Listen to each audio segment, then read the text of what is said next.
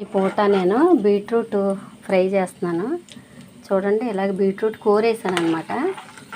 కూరి ఇదిగో పోపులు వేసాను. ఇప్పుడు పచ్చిమిర్చి 4 పచ్చిమిర్చి తీసుకున్నాను. ఇప్పుడు ఇలా పచ్చిమిర్చి కూడా వేసేసాను. అంటే పోపుల్లో ఏంటంటే మినపప్పు, శనగపప్పు, ఆవాలు, చిటికెడంత జీలకర్ర, ఎండుమిర్చి, పచ్చిమిర్చి వేసాను అన్నమాట. ఇది చాలా టేస్ట్గా ఉంటుంది. అంటే ఇదివరకు వీడియో చేశాను, కానీ ఈరోజు నేను రెసిపీ చేస్తున్నాను ఇంట్లోకని వీడియో చేస్తున్నాను. ఇంకెవరైనా చూడని వాళ్ళు ఉంటారేమో అనేసి చేస్తున్నాను అనమాట. దీనిలో కరివేపాకు అయితే వెయ్యను, ఎందుకంటే ఈ బీట్రూట్ ఫ్రైలోకి కరివేపాకు ఫ్లేవరు అంత బాగుండదు. అందుకని నేను కరివేపాకు వేయట్లేదు. ఇలా బాగా పోపు అంతా వేగిన తర్వాత ఇది చాలా ఈజీ,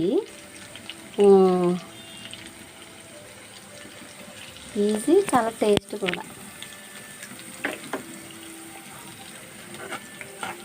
ఇప్పుడు ఇలా వేగిపోయింది కదా, ఇప్పుడు మనం ఏం చేద్దామంటే ఇదిగో చూడండి, నేను ఇక్కడ బీట్రూట్ కోరి పెట్టాను అన్నమాట. కోరేసి ఇలాగ పెట్టాను. దీన్ని నేను ఏం చేస్తానంటే, ఇది వేగిపోయింది కదా, పోపు బాగా వేగిన తర్వాత జస్ట్ ఇలా పిండేసి వేసేస్తాను.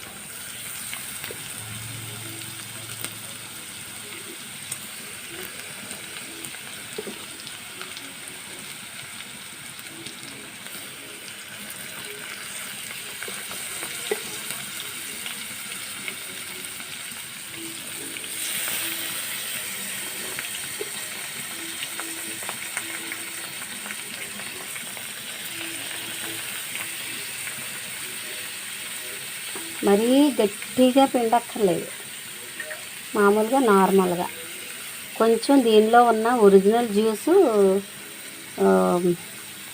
వాడిపోయేలాగా పిండుకుంటే సరిపోద్ది అనమాట. ఎందుకంటే ఆ జ్యూస్ ఉంటే స్వీట్గా ఉంటుంది. చూడండి ఎంత జ్యూస్ వచ్చిందో, 1/2 కేజీ కాయ ఇది.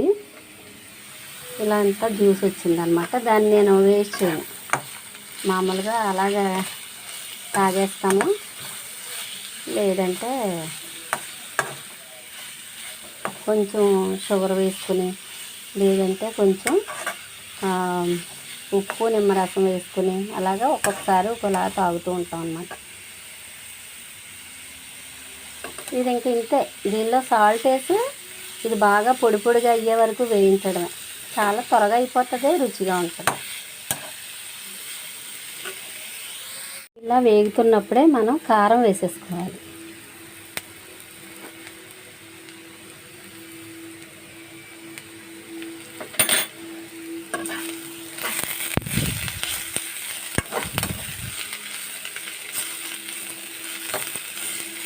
సేమ్ అదే టైంలో కొంచెం ఉప్పు కూడా వేసేసుకుందాం, సాల్ట్.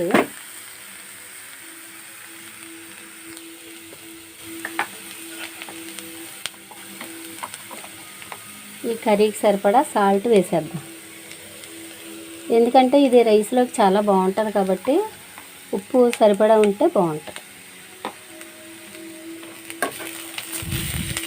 ఇంక ఇలా ఫ్రై చేసుకోవడమే, ఇంకా వాటర్ అది ఏం పొయ్యకుండా చక్కగా దీన్ని ఇలా ఫ్రై చేసుకుంటే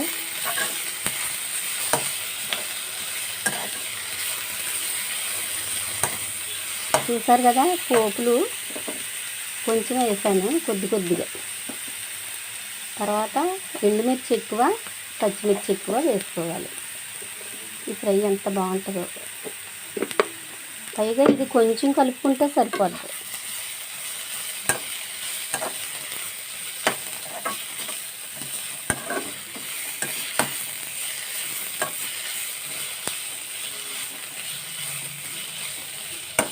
ఇది మన ఫ్రై కాబట్టి మూత పెట్టక్కర్లేదు. ఒకవేళ మూత పెట్టినా మధ్యలో తీసి ఇలా కలుపుతూ ఉండాలి, ఏమాత్రం మాడకుండా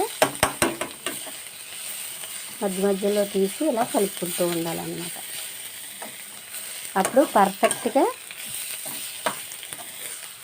ఎంతో టేస్టీ బీట్రూట్ ఫ్రై వస్తుంది. ఇది నాకు చిన్న కూర ఉంది, చూపిస్తాను. ఇది దీంతో చేశాను. మీరు ఇంకా కొంచెం ఒక రవ్వ పెద్దగా ఉన్న దాంతో కూడా కొంచెం కూర పెద్దగా వచ్చినా కానీ చేసుకోవచ్చు, ఏం ప్రాబ్లం లేదు. కానీ బీట్రూట్ ఎప్పుడు కూడా కోరి చేస్తేనే రుచిగా ఉంటుంది. మీరు ఒకసారి ట్రై చేయండి. నా మాట అంటే ఎంత నమ్మకంగా చెప్తున్నాను అనేది మీకు తెలుస్తుంది. ముక్కలుగా బాగోదు, బీట్రూట్ ఫ్రై ముక్కలుగా బాగోదు. మళ్ళీ క్యారెట్ ఉంది కదా, క్యారెట్ అయితే చిన్న ముక్కలు తరుక్కుని దానిలో కొంచెం ఒక బంగాళదుంప చిన్న ముక్కలుగా తరుక్కుని ఆ రెండు కలిపి ఫ్రై చేస్తే చాలా టేస్టీగా ఉంటుంది. వట్టి క్యారెట్ కూడా బాగోదు. బీట్రూట్ అయితే మాత్రం తప్పనిసరిగా ఇలాగే చేసుకోండి, ముక్కలుగా బాగోదు. మీరు ముక్కలుగా ఒకసారి చేసుకుని ఉంటారు కదా, ఇలా ఒకసారి ట్రై చేయండి. అప్పుడు మీకు ఏది బాగుందనిపిస్తే దానికి ఫిక్స్ అవ్వండి. ఎందుకంటే హెల్దీవి మన ఫ్యామిలీ మెంబర్స్ తినాలి కాబట్టి మనం వాళ్ళకి రుచిగా వండి పెడదాం. ఓకే, ఇలాగా ఆయిల్ విడిచిపెడుతుంది చూడండి.